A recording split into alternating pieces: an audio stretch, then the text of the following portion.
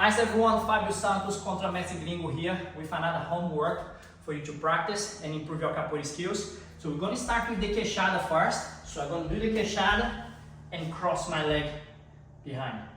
I'm going to spin towards the leg, and now the weight is on the back leg so I can shift the front leg back up again.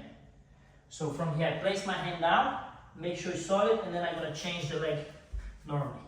Bring the leg in front, crossing the leg, so I can save my knee on the spin. Because if I do it here and spin, it's going to be a longer spin, and also it's going to put a lot of pressure on my knee. So I'm going to save that by crossing the leg here and spin completely on my toes on the way down.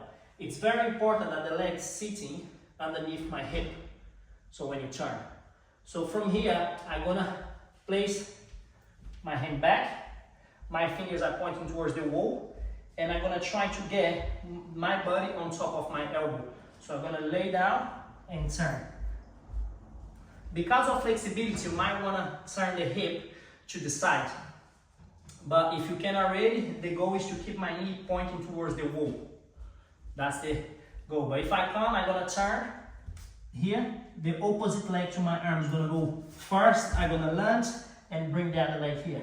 From there, I'm going to use the leg to do the AU. From here, and then normal AU. Of course, my goal is do the macaquinho or carneirinho, however you call it, from this position. So my goal is from here, place all the way there, and then do the AU normal. That takes time, practice. So what you do, start sideways first, and eventually turning my hip more and progressing from there. Few key points for you guys. One leg after the other is easier.